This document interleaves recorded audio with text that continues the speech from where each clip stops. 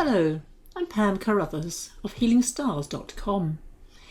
This is the chart. It's the new moon, 5th of July. It's set for the UK, for London, and it's occurring very close to midnight. It's 23:57 British summer time.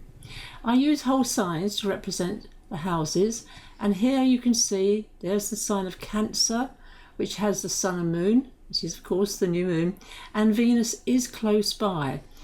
Just a word, Venus is now an evening star. However, technically, well, not quite technically, you only really get to see it when it's about 10 degrees away from the sun. And it depends on where you live in the world as to whether or not you get to see it. But it will be rising in the sky, and it's a stunning sight because it's a diamond. It's brighter than any other planet, apart from, of course, the moon. Now, this is a beginner chart wheel. So what I'm showing you here is the huge amount of energy in the sign, water signs. And water is the most emotional feeling sign, and Cancer is all about the mother. Cancer is governed by the moon, and it is also about family, about nurturing, being nurtured, how you were, how you encompassed your family growing up. Did you belong? Did you feel they were the right family for you? Or were you like the outsider in your family? It's coming up in my coaching sessions recently, is feeling, this being the scapegoat or being the lost child. These are family roles, and there are 5 of them. And these 2 are very, very interesting because they're very much to do with the emotions of this new moon. Most of this new moon energy, you see all these blue lines. That means there's a good flow of energy from different planets, and it always depends on the elements they are in. So the contrast, fire, there's very low fire. Can you see the elements? Fire, earth, air. Oh, fire is all right, but water really dominates. In fire, in Aries, there is Chiron, the archetype of the wounded healer. And Chiron is actually making a very powerful right angle, a square, a tension to Venus. It's virtually exact. Chiron will be going retrograde, as most planets will be this month. Just to say, Chiron will go retrograde on the 27th of July. So it's this month, but it's not retrograde right now. But woundedness, being wounded, especially around love affairs, what you value, what you care for. Venus in Cancer is very caring. That's the whole point of it. One thing that I can see very clearly, apart from everything else at the moment, here's Mars in Taurus, and it's going to join Uranus. Now, that only happens every 2 years, so in itself, it's important. And when Mars joins Uranus, accidents, because it's very ungrounded. So if you are prone to being ungrounded, take extra care this month. It's still like 6-7 degrees away. However, it's a difficult, very difficult combination of energies. You see, Mars wants to move forward, and Uranus is unpredictable, the best of times.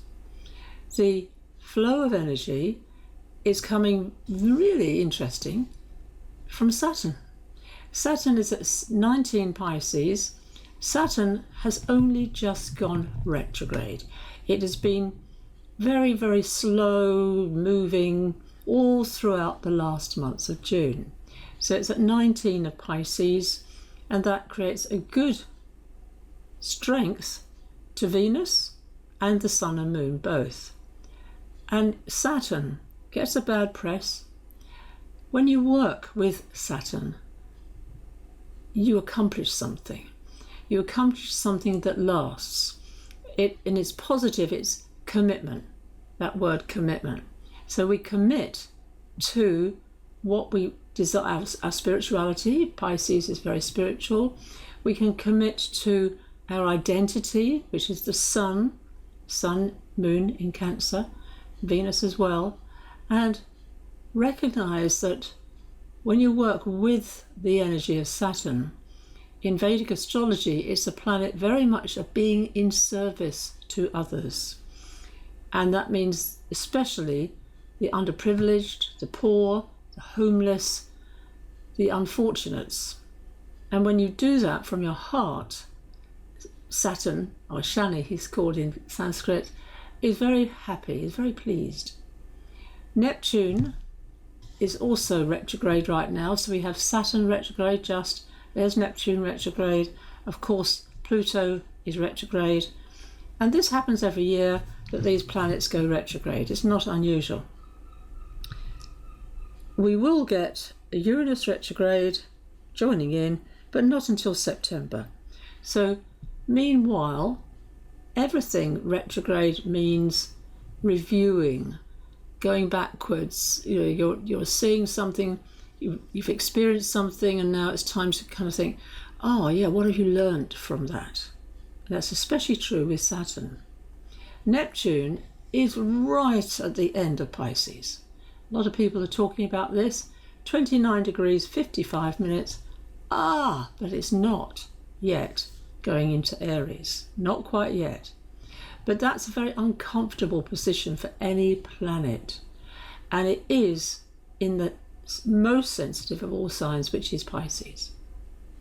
We would like to make plans at a new moon, to make new moon wishes. The new moon itself, remember, new moon is always invisible. And I would not suggest you launch anything at the new moon. You wait a little bit, simply because the moon is the public, and it's, as I said, this is kind of, you lie low basically at a new moon. We also have planets also will all move, when they move into Leo. Mercury moves into Leo on the 2nd of July. Venus moves into Leo on the 11th, and the Sun will move into Leo on the 22nd. So that means they will all contact Pluto in Aquarius. How has it been for you?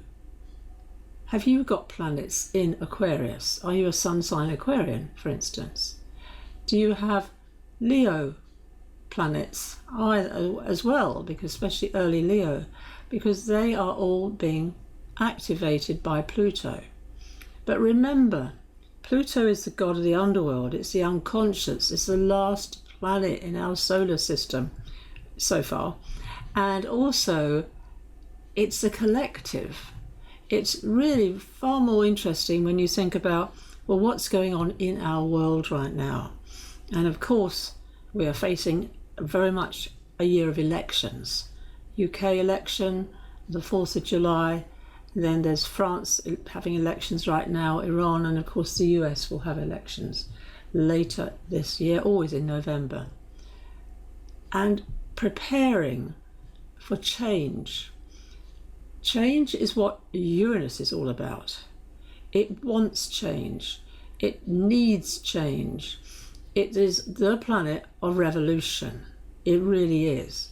So therefore, having Mars close by, especially, of course, this is the day after the election in the UK, really does suggest that we are on course for a very good, positive change. Take care this month.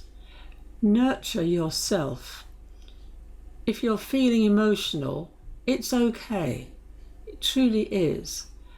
The antidote for depression, by the way, which is Saturn, is laughter. And there are many things I watch on TV that really make me laugh out loud.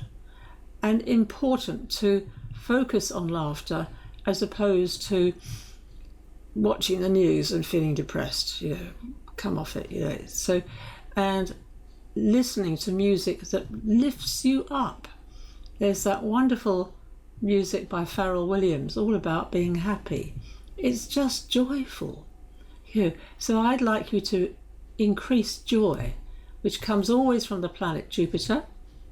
It's not happy, as we say in Gemini, it's not. However, it is in a good relationship. Where's our friend Jupiter? To Mercury. There you are. So messages of joy. Thank you for watching. Pam Carruthers of healingstars.com.